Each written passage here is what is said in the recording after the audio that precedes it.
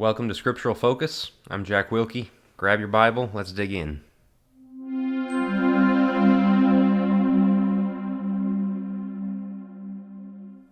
Welcome back to Scriptural Focus. This time around we're going to take a look at the idea of false doctrine and false teaching. That is a term that kind of gets thrown around probably a little bit too casually. And so I wanted to look at kind of a history of it and where these ideas have progressed through Christian history. And as we looked at recently, there are matters of opinion, matters we're allowed to disagree on, but then there are also fundamentals. And it's when you cross those fundamentals that you really get into the realm of false teaching. And so looking back at the early church, it's very interesting to see we really only have the first few decades of the church recorded in the New Testament after Pentecost, Paul's missionary journeys, the writings of John and Peter, and so forth.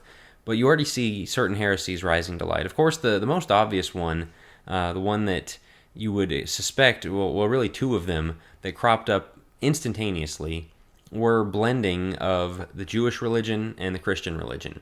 Obviously, there was a great shift from what the Jews were doing into the church of welcoming in the Gentiles, of changing toward baptism and the Lord's Supper observance of Christ as Lord, and so many significant shifts.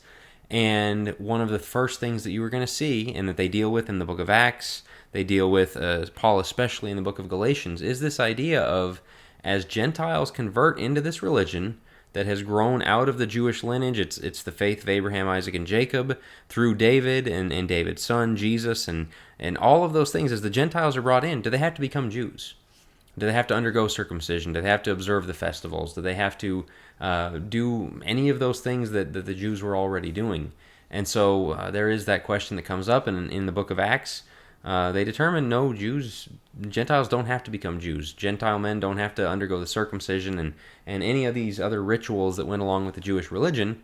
And Paul says, that he had Timothy go ahead and get circumcised so he could be all things to all men and reach the Jewish men as one that they might not listen to otherwise if he was thought of as not one of them.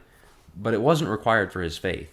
You come to the book of Galatians, though, and there is that heretical teaching that Paul is strongly coming out against, to say we don't mix Christianity and Judaism. Anybody that's trying to add on to the gospel, that the law was a tutor to bring us to Christ, and now that we're at Christ, we don't need to bring the law along with us, but the Spirit.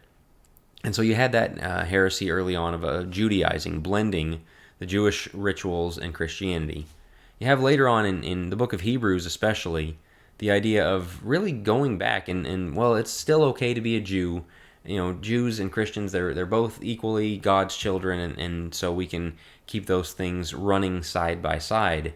And of course, the Hebrew writer is saying, what we have is better in every way. Do not go back. Don't fall backwards. Don't backslide into that.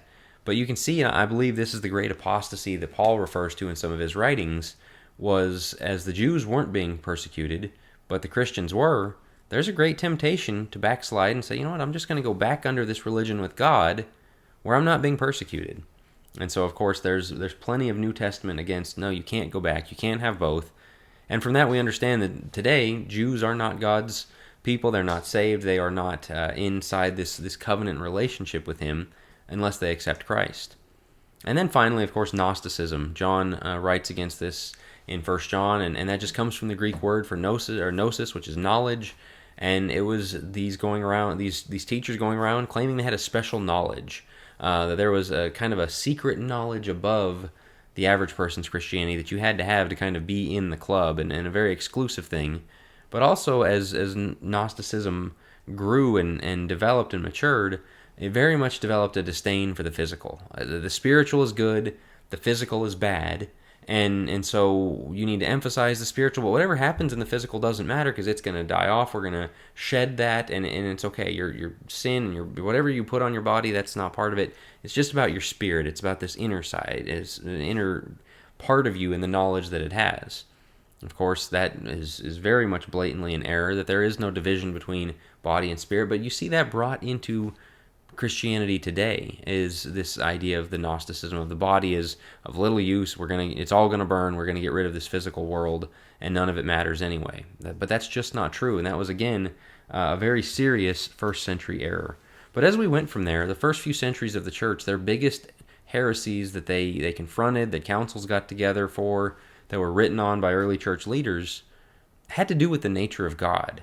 Was Jesus created by God, or was he there with God? Was he one with God, or was he kind of, again, a creation of God, this secondary and therefore less powerful, less important being and creature, honestly, is what they were chalking him up to be? Or different ideas about the Trinity and the nature of God and the division of it, or Jesus' body, that he came to earth, but that Gnostic sense carried on of, well, he was here in spirit, but he didn't actually have a body. He just appeared to have a body.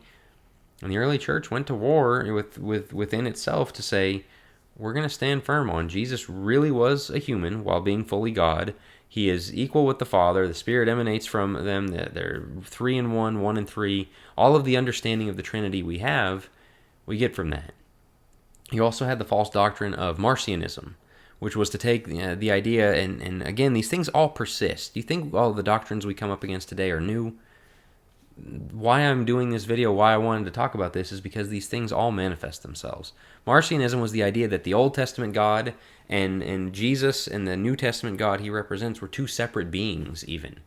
That the Old Testament God was mean and judgeful and vindictive, and that's why you have the flood and the Canaanite genocide and the harsh judgments against Israel. That was one evil, mean God, and that Jesus came to essentially stand in the way, stand between us and that God, and save us from that God. That Yahweh, Jehovah God, was this, again, mean, vindictive, violent God that Jesus was saving us from. And they say, well, nobody believes they're different now, but we do in principle. We act like some of the things that happened in the Old Testament are shameful, or things that we should look back on just negatively, and of David conquering Goliath and Israel conquering Canaan and the flood and things like that. That we're very shy, very prone to shy away from that side of God because people don't like that. We need to understand the justice and love of God go together. And so these ancient heresies, as I said, keep rearing their head. And there's so many more we could go into. For time's sake, I'm going to cut this short. I'm going to skip over some like Pelagianism, which we kind of don't agree with some of the early church teaching on, but it's about the nature of sin and original sin. You go into the Catholic Church, where they became very, very works-based, sacrament-based. You have to do certain things to be saved, and then they introduced indulgences that you can give money to the church, and it will help bring a loved one through purgatory. Other false doctrines like that they had taught that the Reformation set out to correct. But then, of course, the Reformation introduced so many more of easy believism, of, all you got to do is believe, and so you can say the sinner's prayer in front of your TV, and now you're a Christian who's saved forever and ever. And you see the massive fallout from that, the big issues that come from that.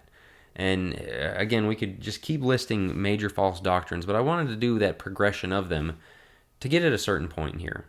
When we use the term false doctrine, it is about these key, essential, so important things, like the nature of who God is, like the nature of salvation, whether we need Jewish rituals to be saved, whether we need Catholic sacraments to be saved, or indulgences given to the church to be saved or to save a loved one. Those are the major things that the church has fought it out over the years, of who God is and his character, the Old Testament God, the New Testament God, things like that. And so we need to be very careful when we throw around the idea of false teacher. Heresies are about those core foundational things. Now, there's certainly things somebody can get wrong, and we should say it's wrong when it is. But when we look at the history of all of this, it gives a picture of exactly why and how these foundational things manifest themselves in such important ways. As always, if you have comments for future ones, follow up on this one. Anything that you would like to ask, feel free to leave a comment, and we'll talk to you next week.